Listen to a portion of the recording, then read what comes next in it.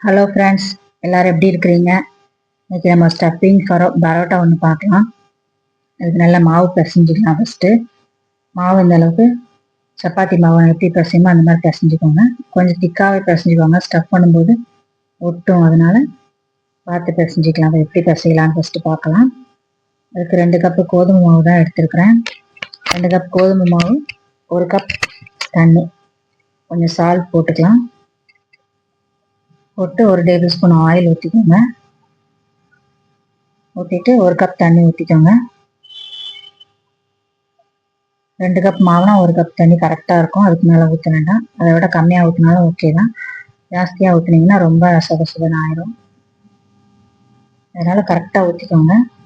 நீங்கள் எந்த கப்பு அளவு எடுக்கிறீங்களோ அதை ஒரு கிளாஸ் அளவுனா கூட ஓகே தான். கிளாஸில் எடுத்தால் கூட 2 கப் மாவு போட்டிங்கன்னா 1 கப் தண்ணி ஊற்றினா கரெக்டாக மாவு பிசைஞ்சு எடுத்துடலாம். இடையில இடையில சின்ன சின்ன டிப்ஸ்லாம் இருக்கும். வீடியோ கடைசி வரைக்கும் ஸ்கிப் பண்ணாமல் பாருங்கள். நல்லா பிசைஞ்சு வச்சு மாவுல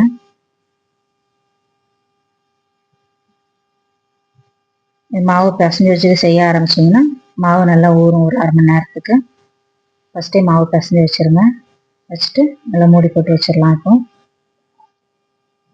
இப்போ ஸ்டஃப் பண்ணதுக்கு என்னெல்லாம் பண்ணலான்னு பார்க்கலாம்.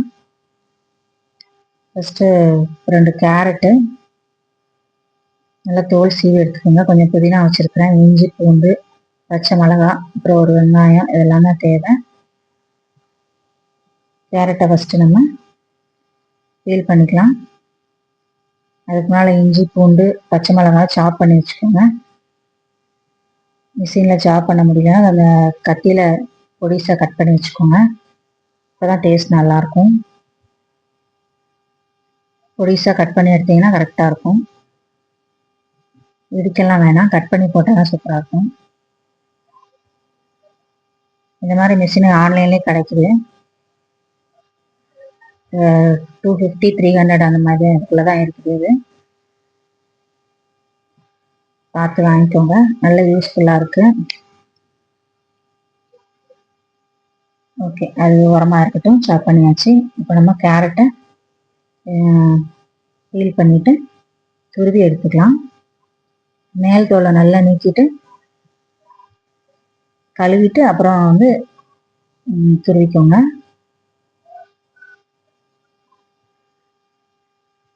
கட் பண்ணி போட்டால் கொஞ்சம் வேகிறதுக்கு டைம் ஆகும். துருவி எடுத்தீங்கன்னா சாப்பிடவும் நல்லாயிருக்கும். சப்பாத்தி நம்ம தேய்க்கும் போதும் நம்ம தேய்க்கிறதுக்கு நல்லா ஈஸியாக இருக்கும். அதனால் துருவி எடுத்துக்கோங்க.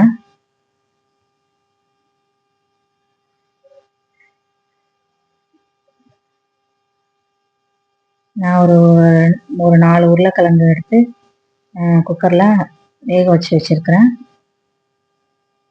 மழைக்கு இருட்டிக்கிட்டு இருக்கு, வெளிச்சம் கம்மியாக இருக்குது வெளியில் பாருங்கள்.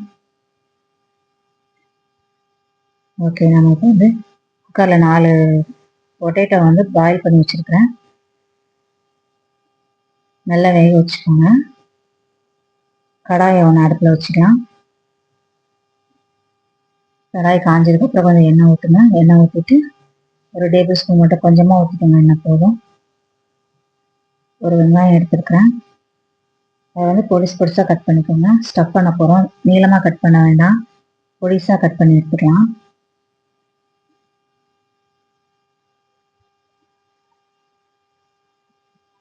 கடாயில் ஒரு 1/4 ஸ்பூன் ஜீரகம், 1/4 ஸ்பூன் சோம்பு ரெண்டும் போட்டு தாளிச்சுக்கோங்க. கட் பண்ணி வச்சுருக்கிற ஆனியனையும் அதோட சேர்த்துடலாம். வெங்காயம் ரொம்பலாம் வதங்க வேண்டாம். கண்ணாடி பதம் வர அளவுக்கு போட்டுக்கோங்க, வதக்கிக்கோங்க. இதோட நம்ம சாப் பண்ணி வச்சுருக்கிற ஜிஞ்சர், கார்லிக் அண்டு பச்சை மிளகா, க்ரீன் சில்லி இதோட சேர்த்துட்டு அதோட புதினாவையும் ஒரு கைப்பிடி சேர்த்துக்கோங்க.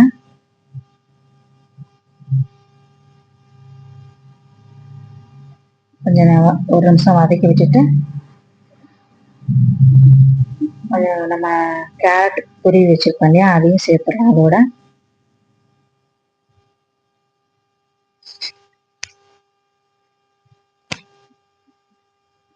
அதையும் லைட்டாக வதக்கிட்டு சால்ட் சேர்த்துக்கலாம். அதோட டேஸ்ட்டுக்கு ஏற்ற மாதிரி சால்ட் போட்டுக்கோங்க. ஒரு நிமிஷம் வதக்கிட்டு ஒரு மூடி போட்டு ஒரு நிமிஷம் அப்படியே விட்டுருங்க. ஸ்லோ ஃப்ளேமில் வச்சுக்கோங்க, ஹை ஃப்ளேமில் வைக்க வேண்டாம். ஸ்லோ ஃப்ளேமில் வச்சு மூடி போட்டு ஒரு நிமிஷம் அப்படியே விட்டுருங்க.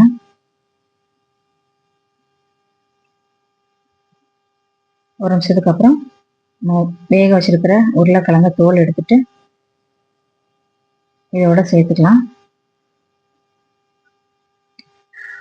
அதுக்கு முன்னால் கொஞ்சம் மஞ்சத்தூளும் கொஞ்சம் அரை ஸ்பூன் கறி மசாலா தூளும் போட்டுக்கோங்க. டேஸ்ட்டுக்காக மஞ்சத்தூள் கலர் நல்லாயிருக்கும்.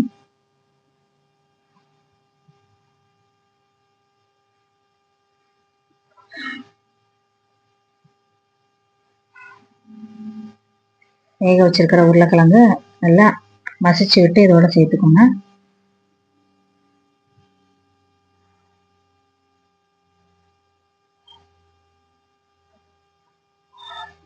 நல்லா எல்லாம் ஒன்று போல சேர்ந்து வர வரைக்கும் நல்லா மிக்ஸ் பண்ணிக்கோங்க.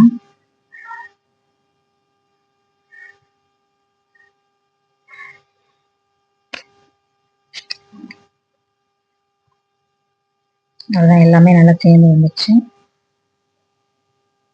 நல்லா மசிச்சுக்கோங்க. சப்பாத்தியில் வச்சு தேய்க்கிறதுக்கு ஏற்ற மாதிரி நல்லா மசிச்சு கொஞ்ச நேரம் வச்சுக்கோங்க. அந்த மசாலாலாம் இதாகட்டும். ஈவினிங் டைம் காஃபி போட்டு எடுத்தாச்சு. இதுக்கு எப்போதும் ஒரு சட்னி தான் இருக்குது. சட்னி தான் கேட்பாங்க வீட்டில், அதனால சட்னியாக அரைச்சி வச்சுட்டேன். இப்போ நம்ம வந்து ஸ்டஃப் பண்ணலாம். மாவு ஊற வச்சிருந்தாலும் அதை எடுத்து இன்னொரு வாட்டி நல்லா பசைஞ்சுக்கோங்க.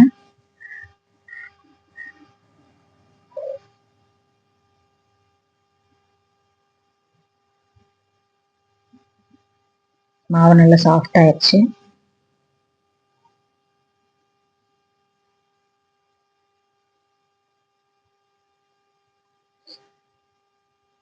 கொஞ்சமாக உருண்டை சப்பாத்தி மாவு உருண்டை எந்த அளவுக்கு எடுக்குமோ அந்த மாதிரி ஒரு உருண்டை எடுத்துக்கோங்க. எடுத்துட்டு நல்லா மாவு போட்டு நல்லா தேய்ச்சிக்கலாம். எந்த ஷேப்பில் வேணாலும் நீங்கள் போட்டுக்கோங்க. சப்பாத்தி ரவுண்டாக தான் போடணும் அப்படின்லாம் இல்லை, எப்படி வேணாலும் தேய்ச்சி எடுத்துக்கோங்க சப்பாத்தி மாவு.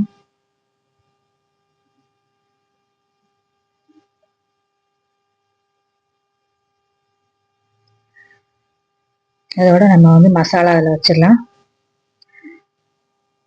பொட்டேட்டோ கேரட் மசாலாவை இதோட வச்சு இல்லை இந்த மாதிரி மடிச்சுக்கோங்க.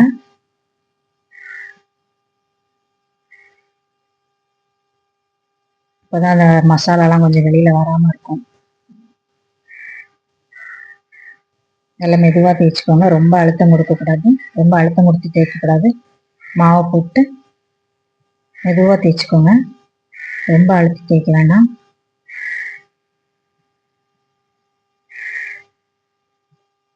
உங்களுக்கு எந்த சைஸில் வேணுமோ அந்த மாதிரி தேய்ச்சிக்கோங்க. நான் ஸ்கொயராக போட்டிருக்கேன்.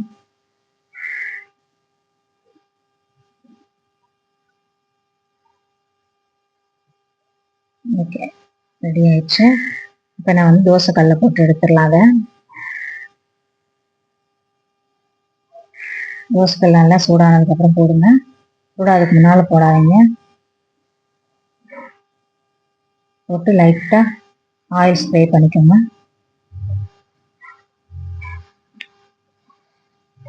ஆயில் லைட்டாக ஊற்றுங்க, ரொம்ப ஊற்ற வேண்டாம்.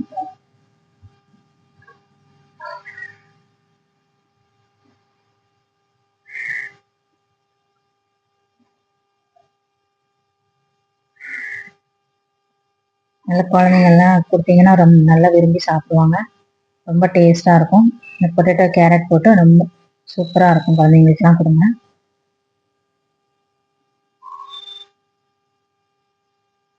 ஓகே ஃப்ரெண்ட்ஸ், உங்கள் வீட்டிலே இந்த மாதிரி உங்களோட சப்பாத்தி ரெடி ஆகிடுச்சு. போட்டு செஞ்சு பார்த்துட்டு எப்படி இருக்குன்னு எனக்கு கமெண்டில் சொல்லுங்கள்.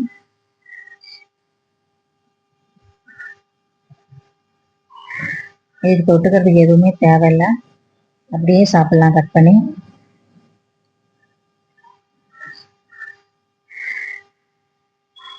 சட்னியோட சாப்பிட்டீங்கன்னா இன்னும் சூப்பராக இருக்கும். Okay friends, thank you.